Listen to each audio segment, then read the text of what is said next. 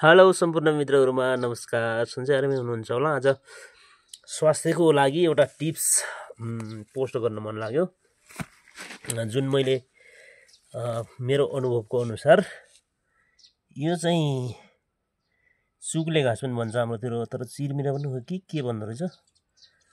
हामी चाहिँ सुग्ले घाँस भन्छौँ।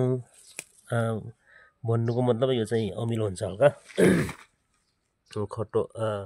खटो र अमिलो एउटै हो हैन, अमिलो हुन्छ। यसले चाहिँ पाइल्स ठिक गर्दो रहेछ। मलाई सुरु भएको थियो, खै ठुलो भएर त्यो अब धेरै खतरनाक रूप लिएको पाइल्स त हुन्छ कि हुँदैन, अब त्यो अब अनुभव नगरेको कुरा भन्नु भएन त्यतिकै। तर मेरो चाहिँ 2-3 वर्ष भएको थियो सानो एनएसमा, त्यो मलदरमा चाहिँ सानो एउटा डन्डीफोर जस्तो हुने, अनि त्यो निचर्दाखेरि चाहिँ पिप आउने, त्यो सुरु भएको थियो।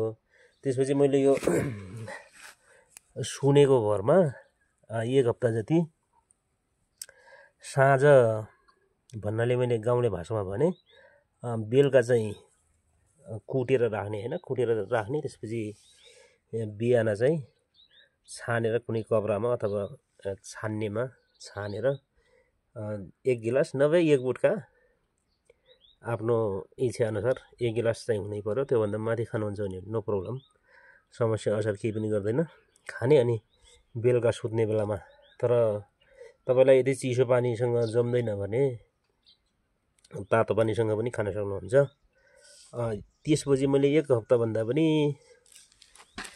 4-5 दिन कति खाएको थिएँ होला। त्यसपछि मेरो त्यो सब समस्या डन्डीफोर जस्तो देखिने मलदरको त्यो पाइल्स चाहिँ चट्टै भयो। अहिले 3-4 वर्ष नै भयो होला।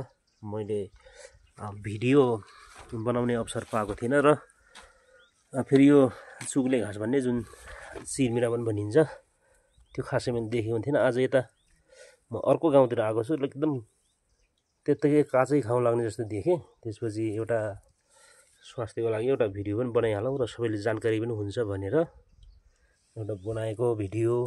यो चाहिँ तपाईहरुले युज गर्न होला यदि पाइल्स छ भने।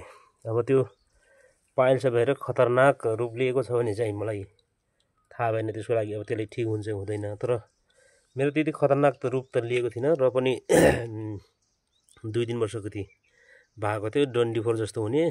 अनि त्यो चाहिँ अन्त चुक्लो अमिलो पिरोहरू, माछा मासु अनि जाँड रक्सीहरू खाँदा चाहिँ ठुलो हुने अनि पाक्ने गर्थ्यो। निचर्दा चाहिँ डन्डीफोर जस्तो पिप आउँथ्यो। अनि त्यो चाहिँ मेरो चट्टै भयो, ठिक भयो। तपाईहरुतिर पनि पाइन्छ भने यसलाई चाहिँ अपनाउनु होला, यो विधि अपनाएर हेर्नु होला कस्तो हुन्छ है त। नमस्ते, धन्यवाद।